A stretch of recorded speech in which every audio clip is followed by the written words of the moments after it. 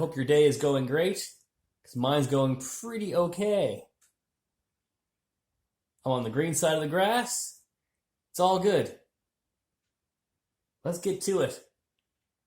Little update. So I'm working on this little Stihl 020AV. AV as an anti-vibe. I don't know. I like good vibes myself. Alright, so here's where I'm at. I got the fuel line in this guy, which was not too hard. So there's that little fuel line that goes in there. It's inside the tank. And put a little lubrication, a little WD-40 on that, just to get that to go in the hole. A little bit of screwdriver poking without tearing it all to heck. We got her in there. So next we put Mr. Carburetor, assembly, the whole cylinder assembly back in the saw. And of course, it's not sucking up any fuel, which is understandable given the state of the tank, as you saw in the other video about this guy. So I decided to pull the carburetor. I'm getting really good at pulling this saw in pieces. It only takes me about a minute and a half, and the whole thing comes apart. I got the carburetor off, and so this little Tillotsen guy, he's in actually great shape. I was expecting to see nasty. Although the screen in there is a little bit varnicized from what I can tell. I'll put a little bit of goo on there and see if that's soaking through yet. No, not really soaking through yet. We're going to clean that screen up and pull that screen out. I might have one of those screens that size in another carburetor kit to replace that little screen with. So we can take Mr. Screwdriver and maybe try and pull Mr. Screen out. There comes Mr. Screen. We'll see if there's any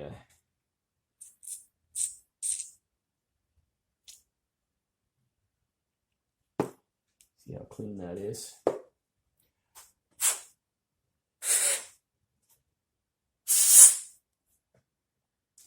We'll make sure this Mr. Screen is clean here. Mr. Screen, where's Mr. Screen? There's Mr. Screen there.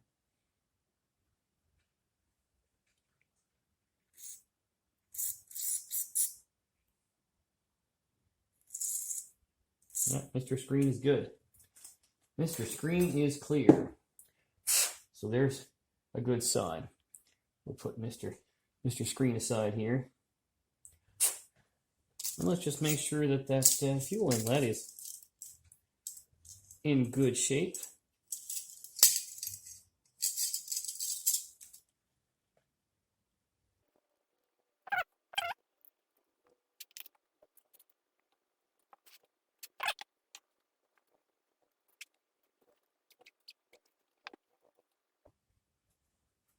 So I got the screen out. It's decent. The passageway into the needle valve is all good. That's all clear, and it's holding pressure, but seems to be. And what else have we got here? So here was the problem with this carburetor. First of all, the worst part of this is the fuel pump diaphragm. Right there, it was not hard as a rock, but it was completely gunked up and stuck to the carb body, like glued itself on there.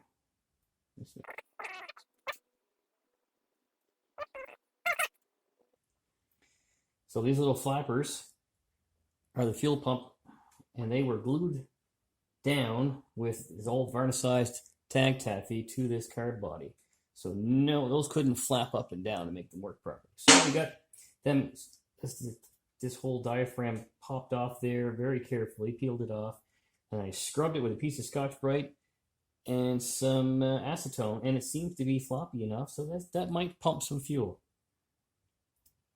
I'm going to order a new carb for this and rebuild it completely properly, but till then, this is going to see if it'll run, because sometimes we just like to make it run.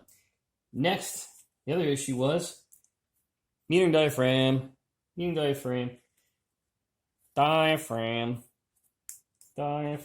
So there's the metering diaphragm, and you can tell it's hard as a rock.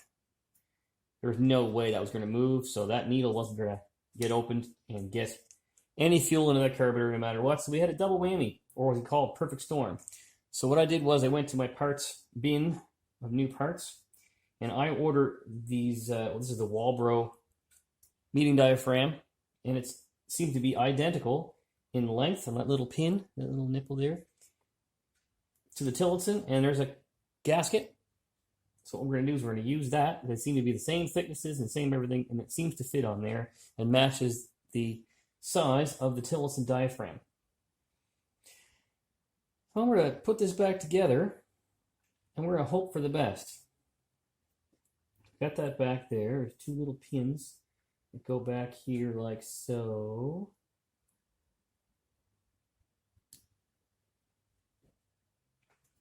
That's perfect. And we've got the 4 screws in our little bin over here.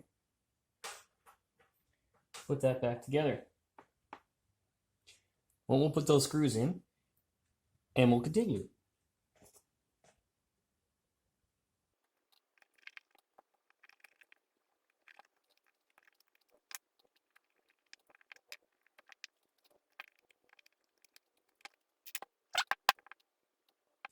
So gasket goes first on there, just like this. Gasket first, and then diaphragm second, as the layers go. May take a little bit of futzing with that needle in there. We don't know.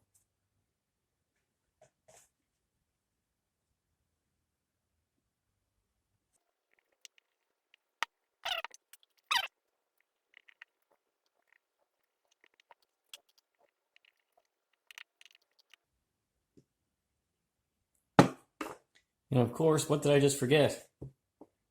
Ta-da! Okay, we'll put that in.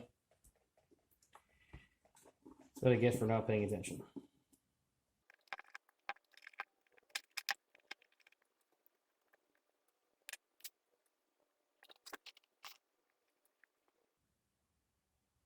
$7:30 chainsaw file seemed to work good to put that back down in there.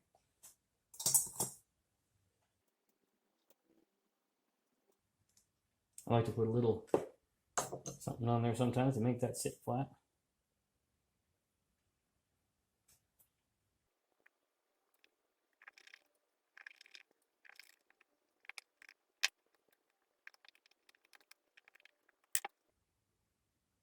And next, we'll get that cylinder over here and we'll get her put on there. So I got my carburetor back on, this guy here, and I put a new pulse line on there. The original one was still pliable, but it didn't feel like it had a good seal at either end, where it went here and here, so I cut a piece of fuel line, a little piece of true blue here. What size was that? 1/8 inner diameter and 1/4 outer diameter, and it fits exactly like the original one did. Just so I know it's not going to leak. You know, I could order one of those pulse lines, you know, but yeah, this will work. We know it's not going to leak. So I'll put the nuts back on, and we'll keep continuing putting this back together.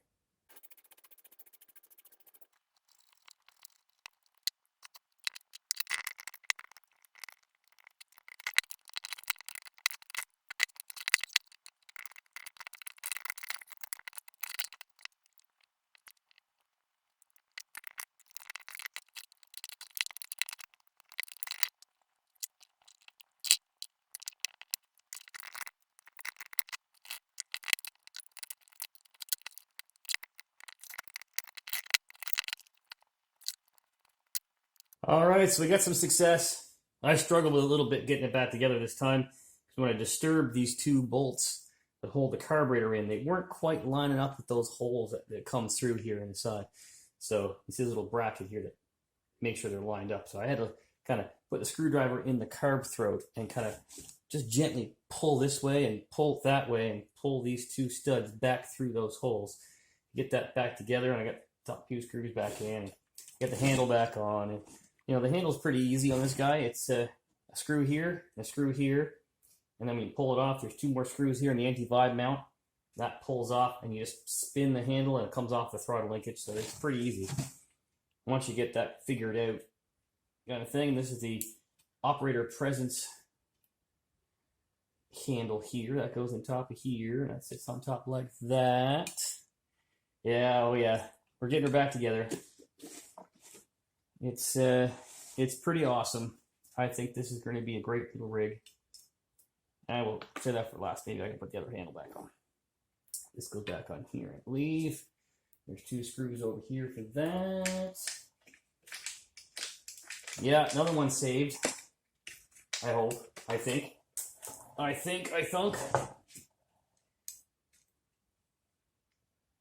So, big shout out to all the saw guys out there that I've been checking out here on elsewhere on this platform on good old YouTubes. Thank you, good old Iron Horse. He's been helping me fill in the blanks, as well as Tin Man. Tin Man, you've been really helping me out a lot. Give me some new ideas too. And also, Buckin Billy Ray Smith, man. I'm telling you,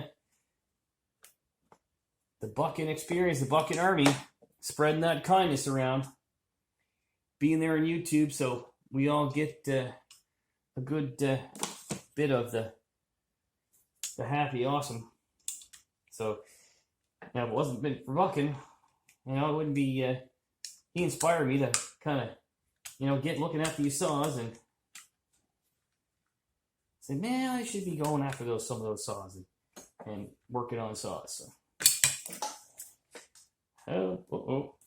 Just drop the spring. Drop the spring. There it is. There it is.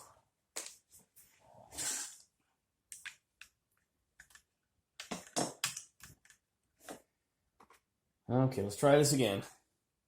Little spring goes on. Let's go this way. Goes on like that. Okay, I think I gotta figure it out again. That flips around like that. That flips around like that.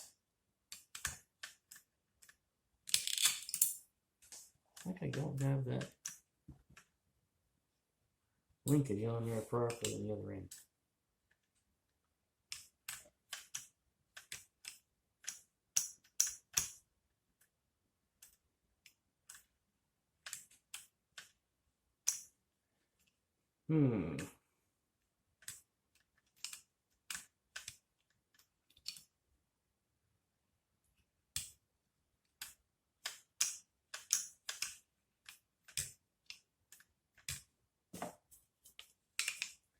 Let's see here. I think we got it. Everyone. We got it. Yes, a big thank you, shout out to good old Buckin. Spreading his kindness. It's quite inspiring to see someone wanting to help people out and just be nice to people. That's a good thing. Be nice to people. That's how I was brought up and raised, and all the major people in my life, they were all kind people, and they were always kind to help others. My father still does that. He's always helping everybody. It's, oh, geez, someone needs a this, or someone needs a that, or it's help us, maybe selling a car, or getting a car cleaned up so they can help sell it, or just, or helping someone out with their front steps, and or their shed needs a fix-in, or, just whatever needs to be done for people. Sometimes people have trouble doing it themselves, and so my father's always looking out for those folks, and he always has. And that's always been something that's been inspirational growing up. My mother's father was the same way. Always helping everybody out, always got on the eyes out for something like that. He always inspired me to build and create, and just, he was a doer. Instead of talking about it, well, I haven't done it yet. Well, let's go do that. So that's always been helping everybody. That's been what it's all about. Wow, I think that's back together. Let's put that air cleaner cover back on. Yeah, let's see how this is gonna go here. I like sometimes trying to repair stuff without having to use too many things. But what I keep on hand, I keep a lot of carb kits on hand for different things. The Walbro, the Zama, and I keep those the diaphragms as you saw early in the video there, and the gasket. So I have a feeling this is going to be right some good. So let's put our bar back on. Which the bar, I spent an hour or so, or quite a while the other night with this bar, getting the slot pretty much cleaned up, and I clean up the bar a little more. And I sharpened it real nice, that chain. I've been practicing. I was always pretty good at sharpening. It was decent enough, throwing decent chips, but I was lacking some little something, a little bit of something. And well, let me tell you, when I found Buck in here on the YouTubes here a few months ago, I saw one of his sharpening videos, and I was like, there it is. There is the missing link. Missing link, get it? That's what I was missing. I was missing that. And he talks about getting the gullet. Well, let me tell you, that is the best piece of advice I ever got for sharpening a file chain or power saw chain. That's the important thing. I was missing that kind of thing. As I say, I was getting decent enough results, and I was freehanding it. That's I found that those stupid guides didn't work enough, and I was like, yeah. I even had an electric chainsaw sharpener thing, like you hook up to a 12-volt battery. And I said, yeah, it was lackluster at best. Lackluster at best. So what we got here is we got our chain all sharpened up. We got the gullet. Let me tell you, we've got the gullet, boy. We've got the gullet. Put this back on there. So I don't know if you saw that in the video or not. This poor guy, he was in rough shape. Still pretty dirty. I gotta clean him up a little more. Get some gas on a rag, and maybe a brush to start washing him off a little bit. But we're getting there. Where's me nuts? Wash me nuts.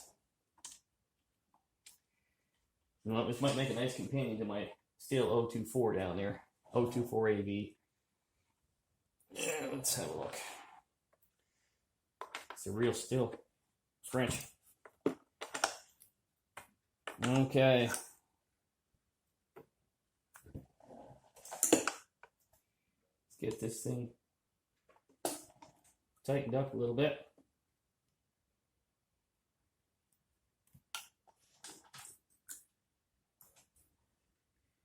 And get that adjusted a little bit. Don't want her falling off. We don't want her too tight. Sprocket's not in too bad a shape on this guy. We don't want to kill it.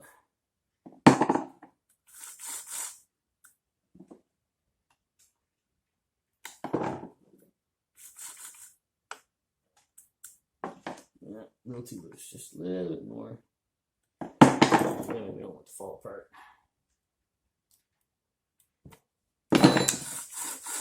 There you go.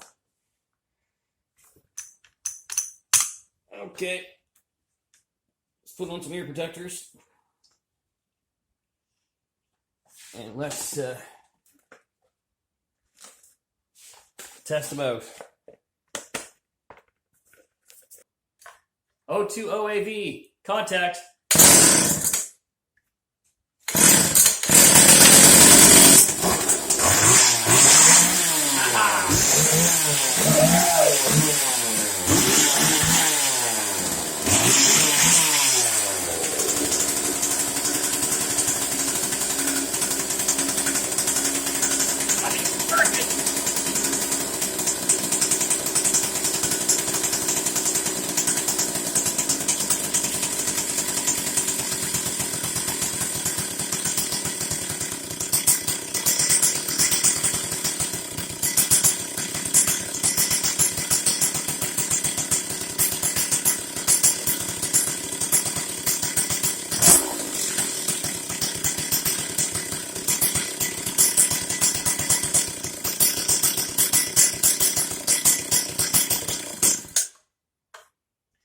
Well, we'll work with it.